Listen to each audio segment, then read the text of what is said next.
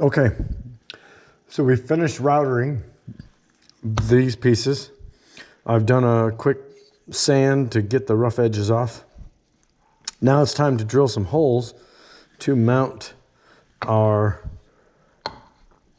brackets on to the parts that mount to the wall. So what I'm going to be doing is I'm going to be drilling some holes, some pilot holes in these three spots right here on each piece.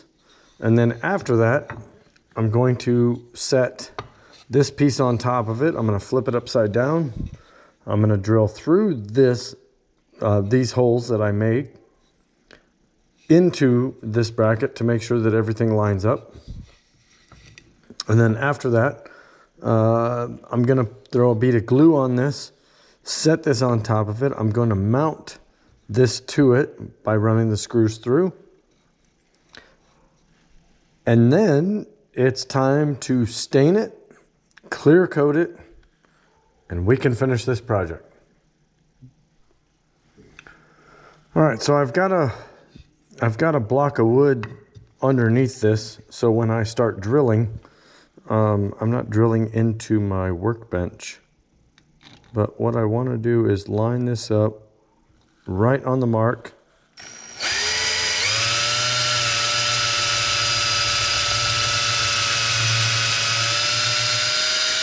And I want to drill through the holes or through the marks.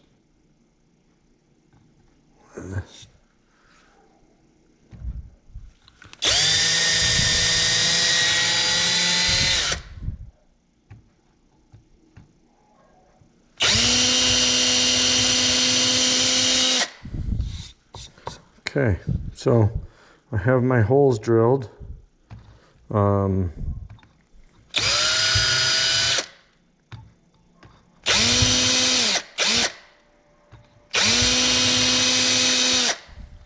I might need to make these a little bit bigger, but anyway, that's our starting point for that piece. And then we're going to do the same thing for the other piece.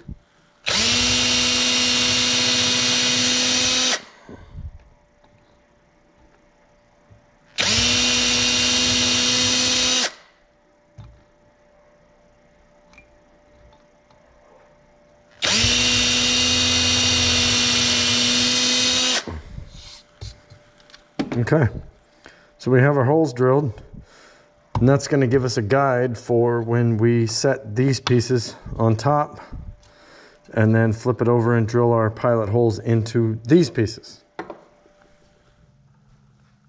Okay, so I drilled the holes, and I went ahead and to save a little bit of time, I went ahead and attached these pieces to the wall mounts.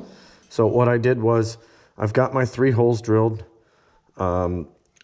I drilled into the actual bracket by using my pilot holes to make my holes in my bracket so everything would line up. I went ahead and ran my 3 screws after gluing this part to the back. Glue will help hold it. I also went ahead and took the liberty of drilling these holes, one at the top and one at the bottom here for where it's going to mount to the wall. Again, I did that to save time. Reason being is because these projects, especially when you're making something from scratch, you're just taking, you got an idea, you're taking some, whether you repurpose some wood, whether you buy some wood, you really don't have an entire plan. You're just kind of putting it together a little bit at a time. Again, you want to take your time. Don't rush through it, because nothing worse than rushing through something and then finding out, oh, this isn't going to work. So that's why I've kind of been taking my time with it. Again, this is a project that I created from scratch. I kind of had an idea of what I wanted, and now we are almost to the finish line. So the next thing we're going to do is stain this. I'm going to show you how I do that. I'm sure everybody knows how to stain something, but I figured it would be at least nice enough to show you one part staining. I'll do the other one without recording it, and then we'll go on from there. So I have 4 types of stains, I should say 4 colors. So first I have Ipswich Pine, which is a very light colored stain. I have Early American, which is a little bit darker of a color stain. Then I also have Dark Walnut, which is a very dark stain. And I have some Red Mahogany. It's also a dark stain, has a little bit of a red tint to it.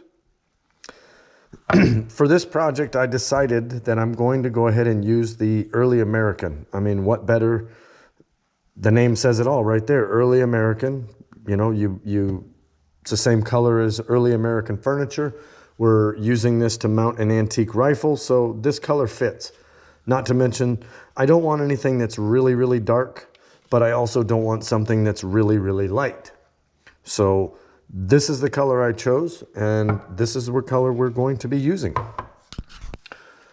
Okay, so I am all set up to stain. I did want to mention that, you know, you don't have to use a specific color for a specific wood. I know that certain stains work better with certain woods, like pine stains or light colored stains work good with pine type wood. But you can use whatever color stain you want. It just so happens that I really like the Early American color because it is light enough that it brings out the wood grain in some of the woods, but it's also dark enough to, you know, make it look really, really finished. So I do like this stain. If you are going to stain something, I would say that you want to lay down some newspaper or some cardboard because this stuff is messy. Put on some latex gloves so it doesn't stain your hands. Otherwise, you'll be getting that out of your hands for quite some time. I'm using a foam brush, and I'm going to be using a rag. Basically, this is an old sock to wipe off the excess. You can use a rag to put the stain on. You can use a paintbrush if you want. The reason why I'm using this foam brush is because the stain is, well, the can is almost out, and I'm not going to be able to get my whole hand in there. So that's kind of why I'm doing it that way.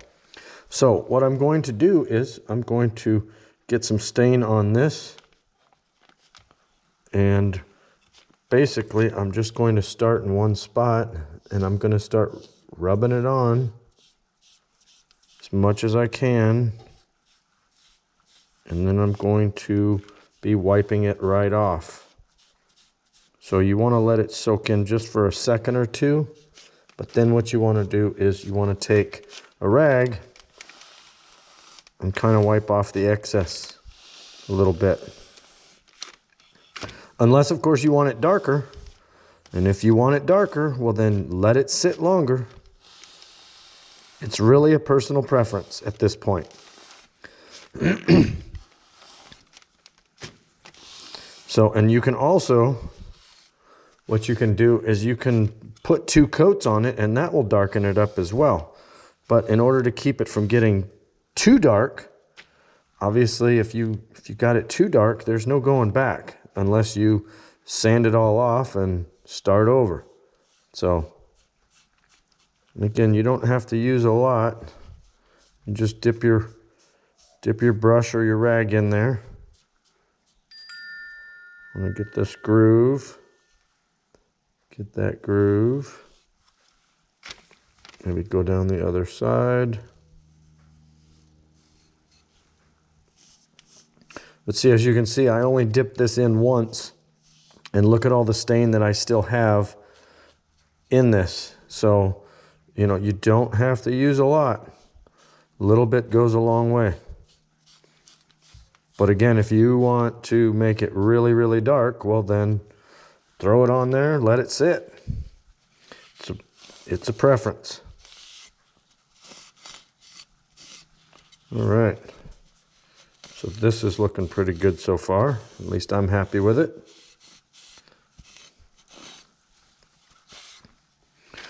And stain doesn't take long to dry, especially the first coat. If you're putting only 1 coat on, it'll dry pretty quick. So I'm just going to dab some there, dab some here. And you'll see why I'm wearing the gloves here in a second, because I'm going to run out of spots to hold this. And I'm going to need, yep, there you go. Going to need to grab a hold of it at some point.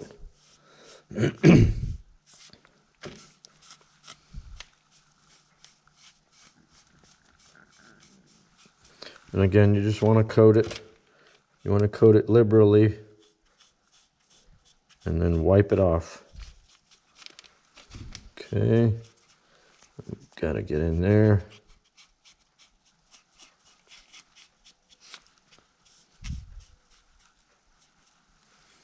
And you can see it's running all over the place, but that's why we have our rag handy. All right, so we'll do that.